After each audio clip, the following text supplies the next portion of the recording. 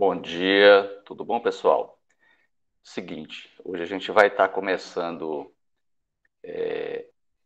a estudar um pouco mais sobre a função, né, de vocês enquanto professor. E hoje a gente vai começar a estudar sobre como fazer um bom plano de aula. A gente comentou nas nossas aulas passadas, né, da importância para que a aula seja uma aula proveitosa, seja uma aula dinâmica, tá? A gente vai perceber que nos próximos períodos, né, a partir do segundo, terceiro, quarto período, vocês irão incorporar desse plano de aula, né, que vocês vão aprender a fazer hoje, algumas novas metodologias que vai facilitar ainda mais o ensino-aprendizagem da disciplina que vocês forem trabalhar. A gente já poderia antecipar, né, de antemão, que existem novas metodologias muito importantes, como o uso da informática, com o uso de alguns softwares importantes, como é o caso de um software que vocês vão utilizar muito, que chama-se GeoGebra. É um software livre, onde vocês podem fazer estudos de vários conteúdos matemáticos, principalmente funções, a parte da geometria plana, geometria espacial. Então, além do GeoGebra, existem outros softwares também. Outras metodologias de ensino, como resolução de problemas, modelagem matemática, todas elas estão sendo utilizadas hoje com larga escala para melhorar o ensino-aprendizagem matemática, trazendo assim para a sala de aula conteúdos mais próximos da realidade do aluno e com isso vai motivá-los, né, a se interessar mais por essa disciplina. Disciplina essa que você sabe que é considerada por muitos uma disciplina muito difícil, mas acreditamos, né, e os estudos estão comprovando, que com boas metodologias essas dificuldades são cada vez menores, tá? Então hoje a gente vai começar a mostrar aqui sobre o plano de aula. Eu vou compartilhar uma tela aqui com vocês.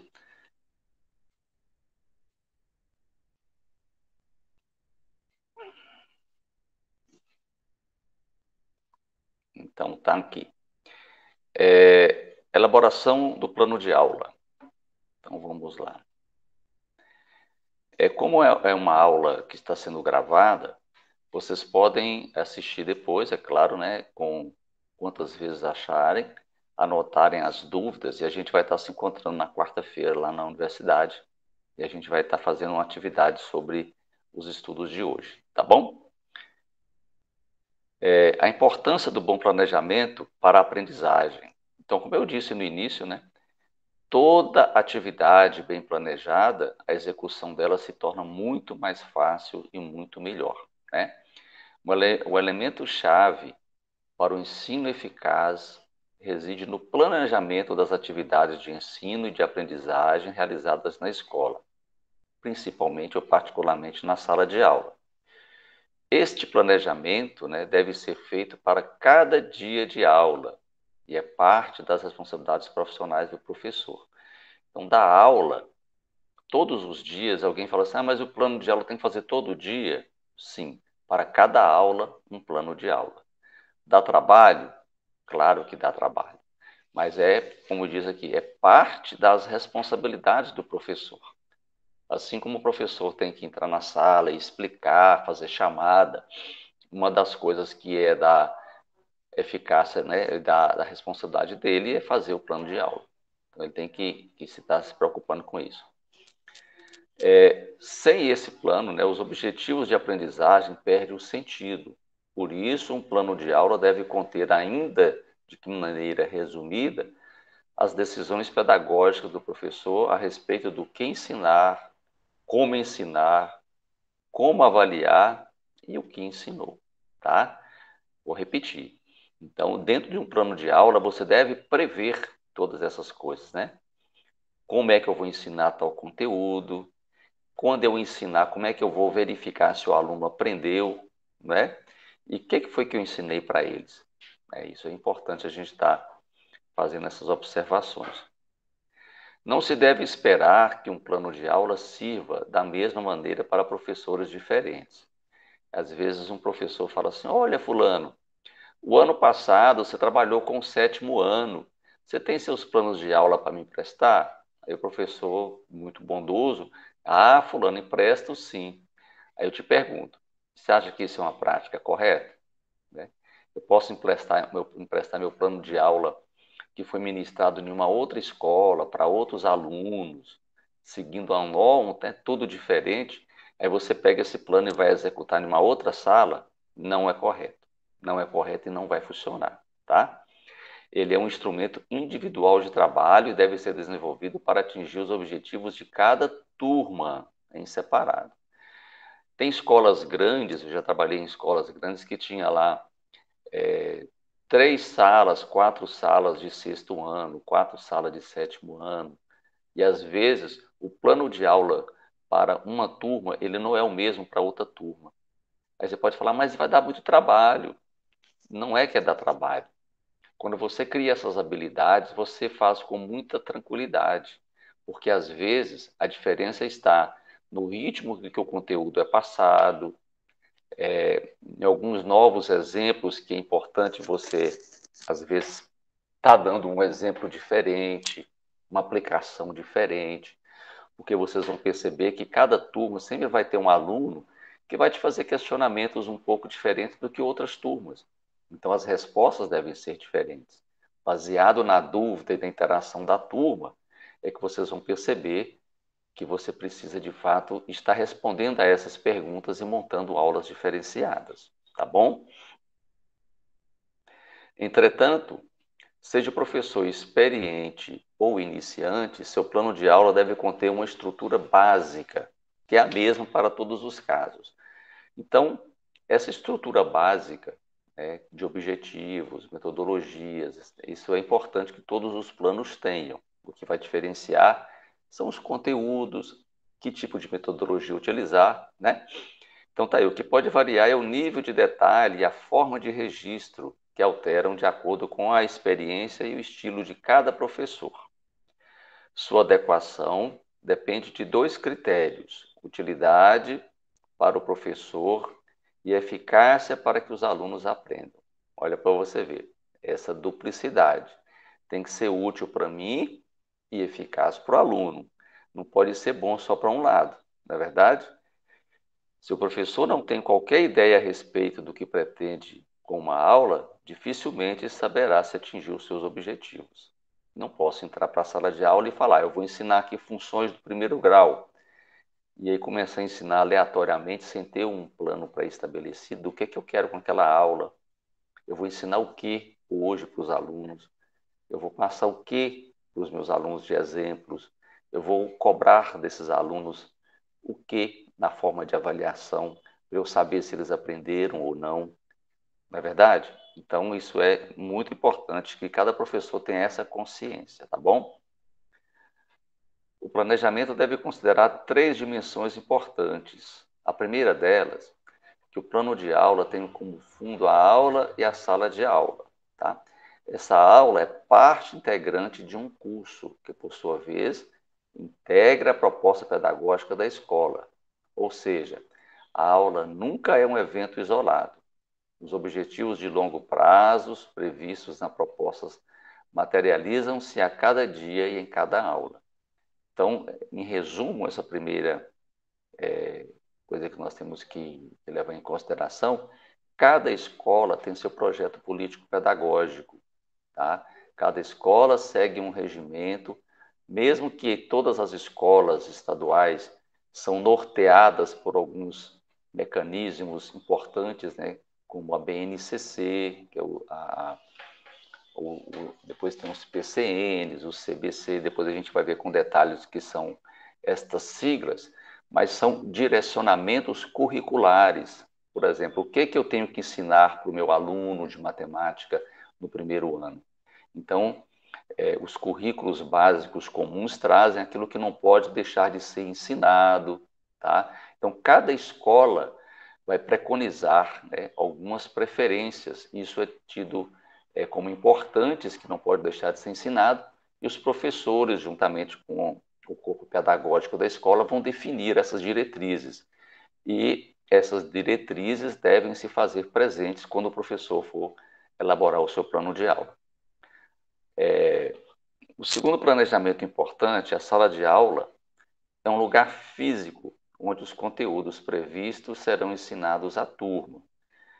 Isso é uma coisa importante, preste bem atenção nisso. Então, a sala de aula é um lugar onde se acredita que deva ser ensinado as coisas, mas não significa estar entre quatro paredes. Essa sala de aula nossa, ela pode ser abrangida quando nós começamos a trabalhar com outras metodologias. Olha aqui, ó. Então, a aula também pode ocorrer em outros ambientes internos e externos da escola. Então, o planejamento do professor pode incluir, por exemplo, projetos a serem realizados em casas, ou no horário de aula ou extra-aula. Por exemplo, eu estou dando essa aula para vocês agora e posso passar uma demanda para vocês, por exemplo. Eu quero que vocês identifiquem na casa de vocês algumas atividades que envolvam matemática, por exemplo.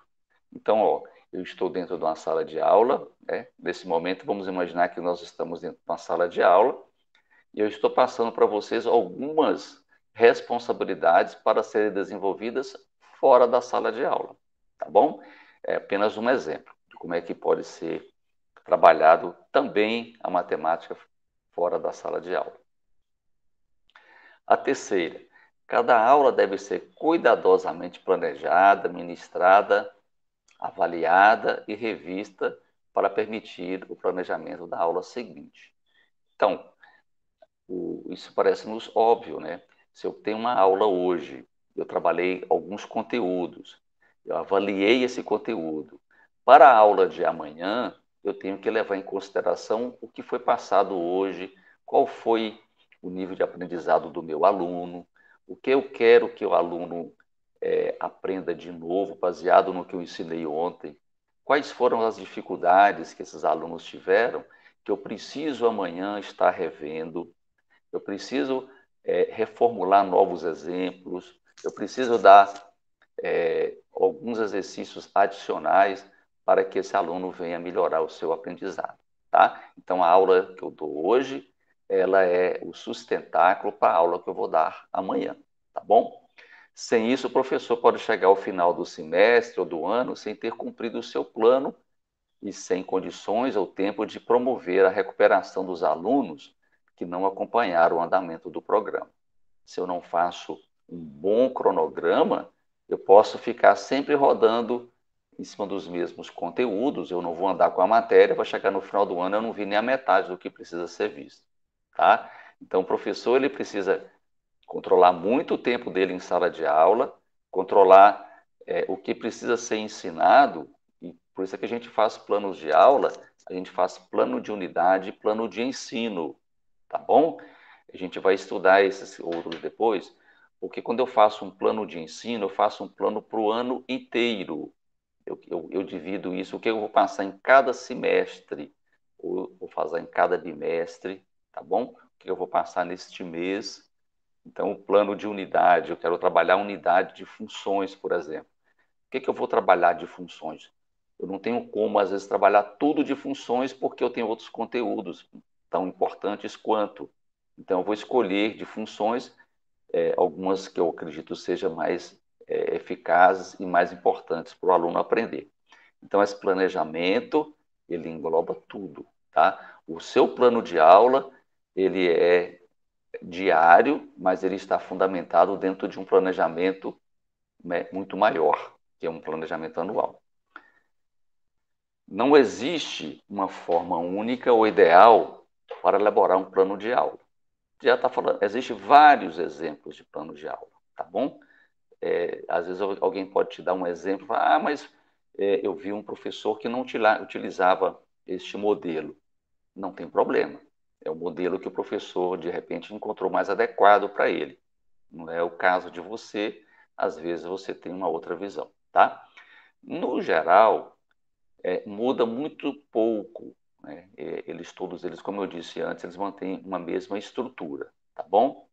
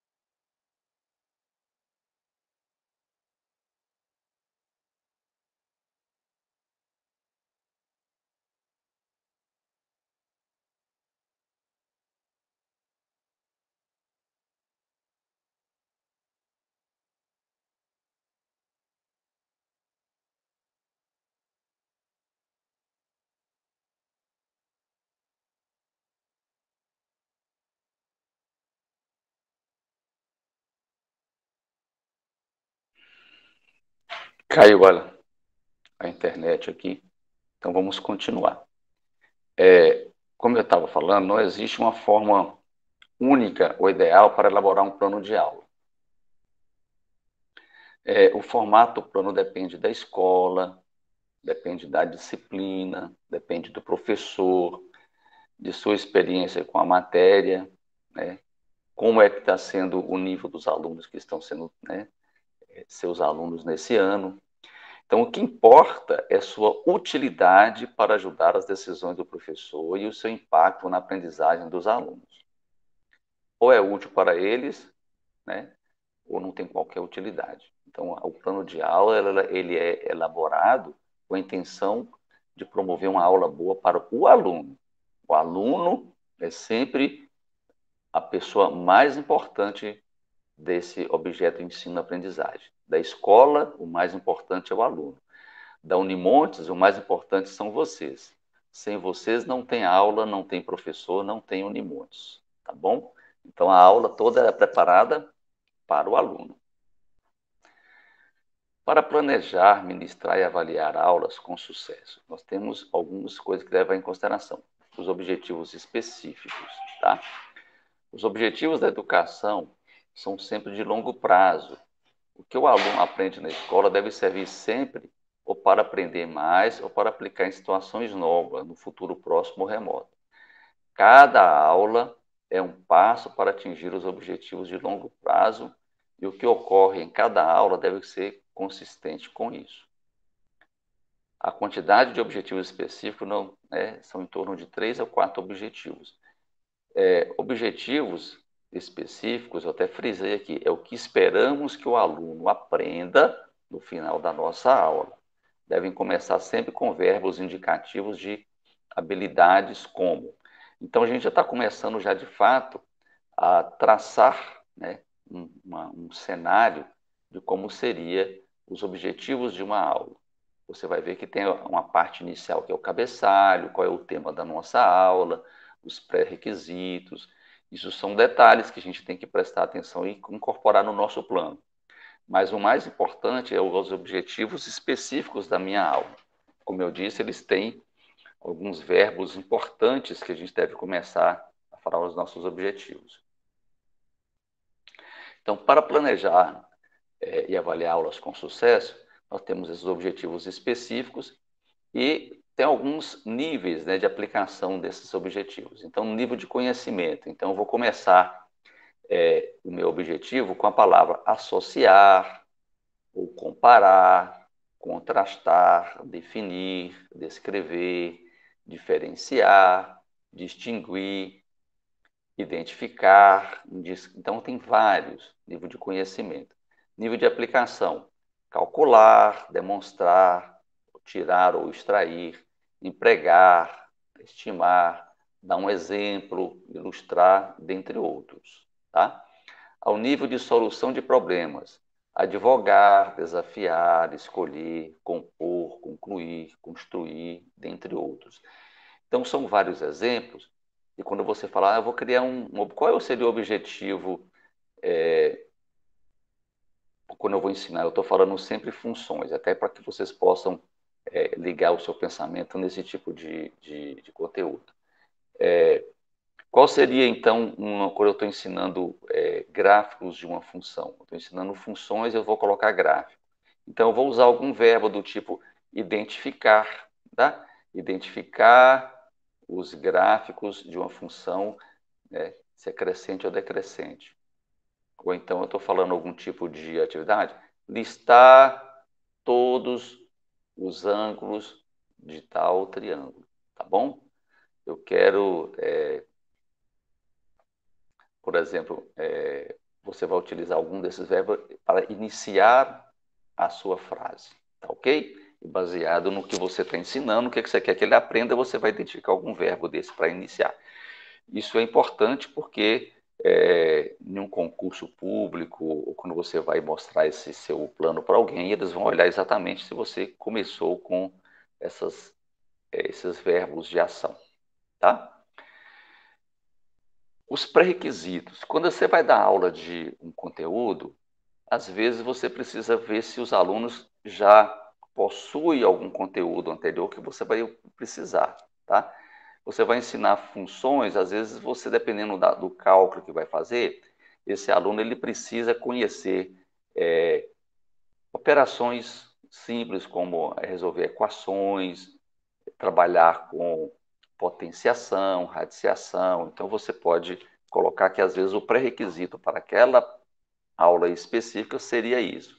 Então, você pode fazer, no início da sua aula, uma recapitulação desses principais conteúdos, tá ok? Então, eu coloquei aqui que pré-requisito refere-se a algo aprendido anteriormente e que integra uma nova aprendizagem.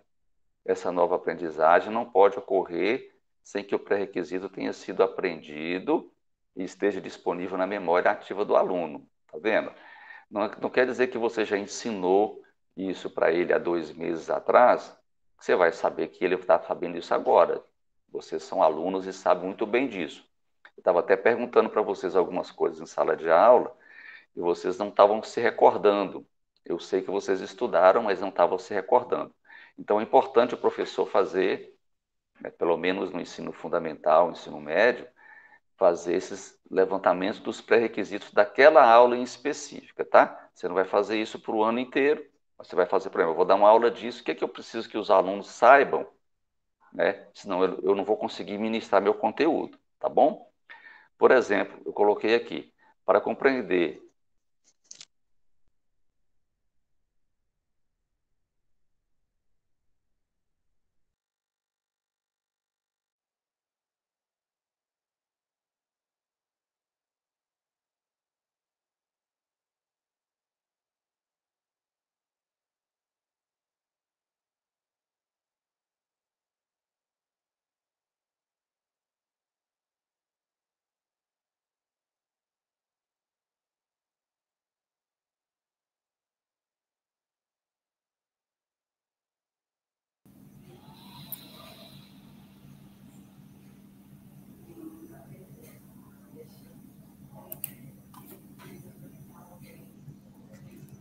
Caiu aqui de novo.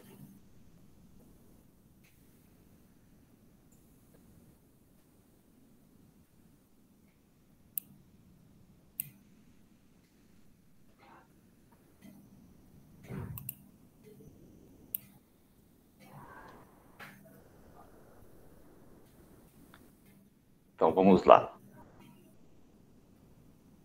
Só um instantinho.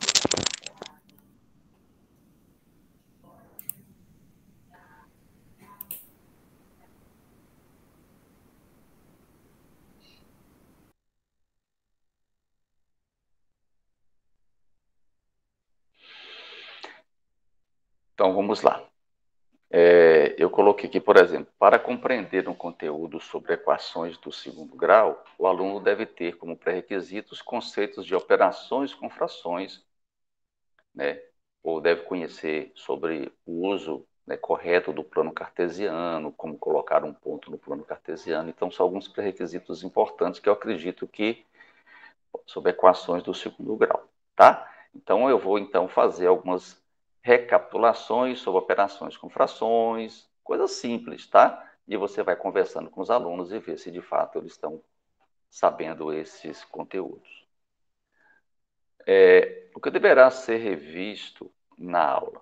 Toda aprendizagem repousa em aprendizagens anteriores.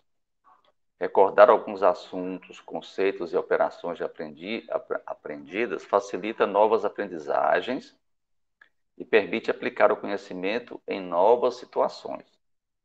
Cada plano de aula deve ser concluído com orientações sobre a aula seguinte, ressaltando para o aluno a relação com os objetivos gerais do curso. Tá? Então, uma coisa é você sempre estar verificando, né, esse caminhar do ensino-aprendizagem daquela aula, o que o aluno está aprendendo, quais são as novas propostas, tá bom? Considerações sobre motivação e aplicações práticas. Então, olha aqui, isso é muito importante. A motivação numa aula, é algo muito concreto e tem suas implicações que também são muito concretas. Uma delas é a de energizar, mobilizar a atenção, o esforço e a energia do aluno. Queridos, imagine você, se você entra numa sala de aula com alunos com 10, 12, 13 anos de idade, e você entrar dando aquela aula, né, sem motivação, levando aquele conteúdo, às vezes, muito teórico, sem dar um exemplo importante, a sua aula não vai ter o mesmo rendimento, tá? Então, outra coisa é você conectar o aluno com o tema, com o objetivo da aula, tá sempre fazendo questionamentos, tá? Direcionando, às vezes, a pergunta para um aluno específico que você percebe que ele está um pouco mais desanimado, né? Então, a mobilização, portanto, tem que ser permanente e duradoura. Não pode se tratar de qualquer estímulo apenas para chamar a atenção inicial dos alunos. Então, preste muito bem atenção nisso. Atividades a serem desenvolvidas. São tópicos do plano de aula, tá? As atividades não devem ser vistas como uma tarefa mecânica, mas sim como uma oportunidade de alcançar os objetivos previstos para a aula. Para cada atividade, o plano de aula deve identificar o formato, o conteúdo, as questões a serem respondidas pelo aluno, as formas de trabalho, o material, o tempo necessário, tá? Momento de relatar todo o passo a passo da sua aula. Momento de descrever com riqueza de detalhes todos os conteúdos que serão trabalhados, tanto na revisão do conteúdo, bem como o conteúdo a ser trabalhado naquela aula específica, tá bom? Então, o que eu vou passar na minha aula? Vou passar uma oficina matemática sobre o Teorema de Pitágoras. Então, eu vou utilizar o quê? Quanto tempo vai durar? Eu vou dar que tipo de exemplo, tá? Então, é o momento de você relatar de fato as atividades. Materiais necessários. A possibilidade de materiais é quase infinita, ou seja, você, dependendo da sua criatividade, você tem uma infinidade de materiais que podem ser utilizados, né? Tudo que existe no mundo, a rigor, pode se tornar objeto de aprendizagem. No entanto, é preciso considerar alguns aspectos sobre esses pontos. Os materiais devem estar disponíveis no momento da aula, tá? Devem ser compatíveis com a forma de apresentar o conteúdo, não posso pegar qualquer coisa, tá? E as instruções de uso devem ser muito claras para o tempo da atividade, né? Para que o tempo da atividade seja proveitoso. Vamos imaginar que nós temos 2 horários de aula, são 100 minutos. Eu tenho que imaginar que eu tenho que fazer chamada, eu tenho que dar, né, a matéria para os alunos, e esse material ele tem que ser condizente com a maturidade do aluno, com a minha habilidade de utilizá-lo na sala de aula, e entender que a aula deve ser encerrada com tempo hábil para que eu possa fazer as minhas avaliações, passar as tarefas para casa, fazer as minhas indagações com o aluno e a preparação para a próxima aula. Então, a aula ela não vai encerrar exatamente nos 100 minutos com a sua atividade, porque você tem uma série de outros detalhes que você precisa ainda desenvolver com esse aluno. Então, por isso que o plano de aula é importante, a preparação do que passar e quanto tempo vai durar cada atividade. Tá legal? Então, o domínio do material necessário é importante para isso, porque você vai ministrar a sua aula baseado naquilo que você vai manipular e utilizar durante o período de explicação de tal conteúdo.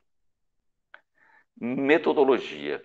Isso é uma maneira que eu acredito que quanto mais experiente você se torna, estas metodologias elas surgirão com mais facilidade e metodologias cada vez mais novas, tá bom? Nós temos algumas metodologias chamadas de metodologias ativas. Então, são novas metodologias que a gente pode estar lançando mão delas de acordo com a nossa experiência e capacidade de executá-la. Então, a metodologia é a maneira ou o método que a aula irá acontecer. Pode ser uma aula expositiva, eu vou escrever no quadro, eu vou fazer alguns exemplos, ou eu vou conversar com os alunos, né? Então faz expositiva e dialogada, né?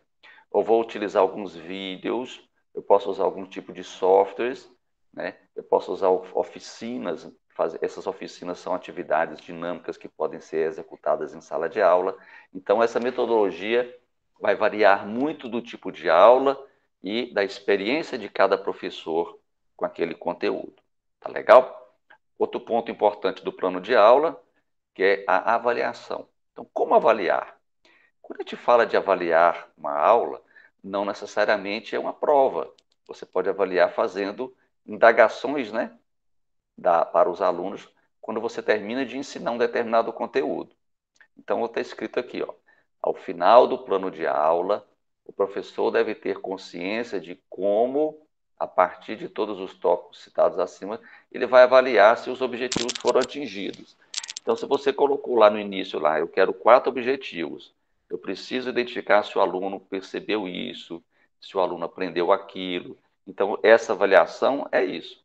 É eu perguntar para o aluno, fazer perguntinhas para um, para outro, passar um exercício de revisão ali, ver se o aluno de fato soube responder, tá? Então tá aqui. A única forma de saber se o aluno aprendeu é oferecendo, né, oportunidades para que ele demonstre o aprendizado, seja por meio de provas, trabalhos de campo, exposições de outras formas de avaliação. Então, não tem como eu adivinhar que eu expliquei e falar, minha explicação foi excelente, então tenho certeza que todos aprenderam. A gente sabe que em matemática isso não é verdade. Às vezes o professor explica, 4 ou 5 de uma sala aprende. Ele explica novamente, dá outros exemplos e assim sucessivamente vai aumentando o número de conhecimentos na sala de aula até que todos da sala aprendam o conteúdo. Tá legal? E para finalizar, as referências bibliográficas. Então, relacionar os livros utilizados para consulta dos conteúdos, né? Quais foram os livros que você usou. Podem ser livros didáticos, livros paradidáticos. Só para lembrar, livros paradidáticos são livros que não são aqueles livros que adotados, né? Que tem todos os conteúdos. Eu posso pegar um livro em específico que traga um tema, né? Que vai me auxiliar num tema maior. Eu posso trazer para você um livro de história, eu posso trazer um livro que traga informações do contexto, por exemplo, assim, bem da área específica daquele conteúdo, que não é um livro didático, é um livro que vai auxiliar o livro didático. Pode ser um livro de histórias, pode ser um livro específico de matemática financeira, pode ser um livro específico de qualquer uma outra área, tá bom? Importante seguir as normas da ABNT para colocar corretamente as referências. A gente vai ver depois, mais à frente, que existem algumas técnicas adotadas para colocar uma referência bibliográfica. A gente vai ensinar isso na outra oportunidade. Tá legal? Eu trouxe um plano de aula apenas para você ter uma ideia no contexto geral como é esse plano de aula. Tá legal? Então, olha aqui.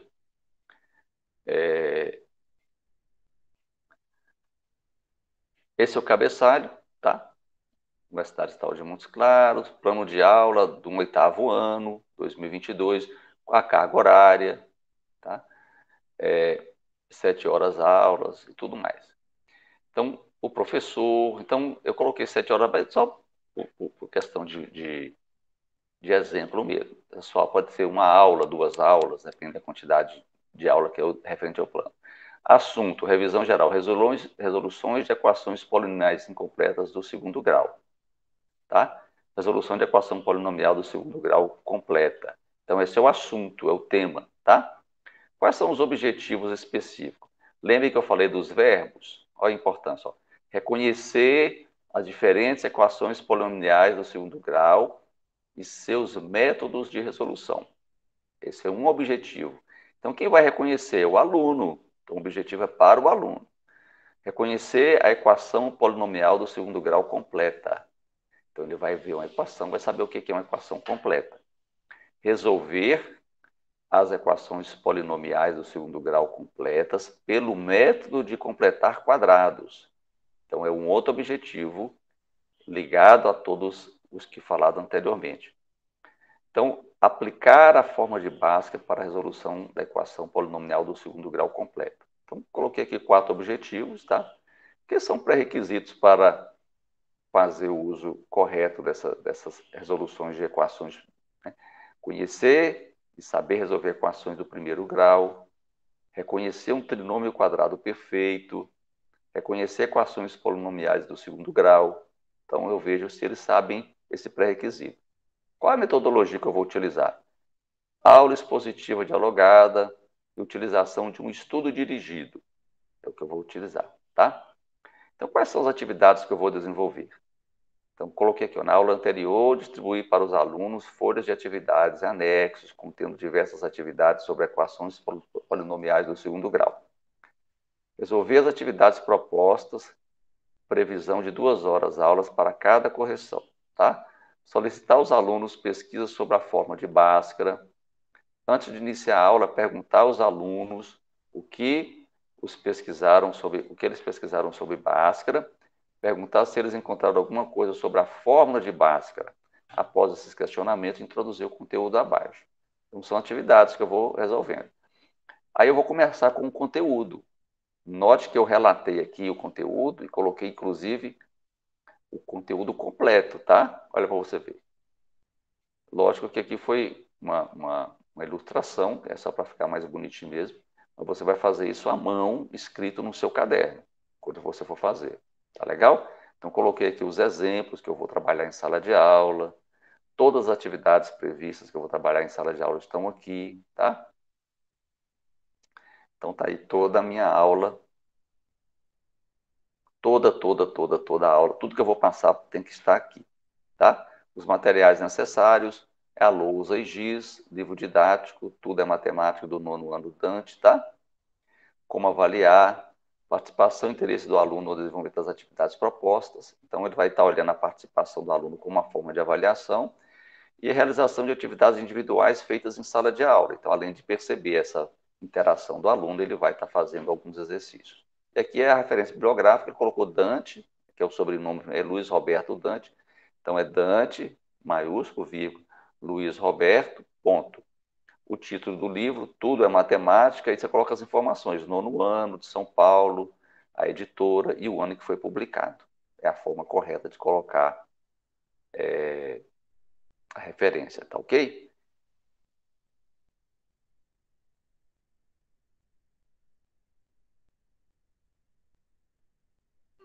Bom, em resumo, muito sucinto, o plano de aula é isso aí. Eu quero, então, vou deixar disponibilizada essa aula para você ver quantas vezes precisar, tá ok? E a gente vai estar mostrando na sala de aula com mais detalhes.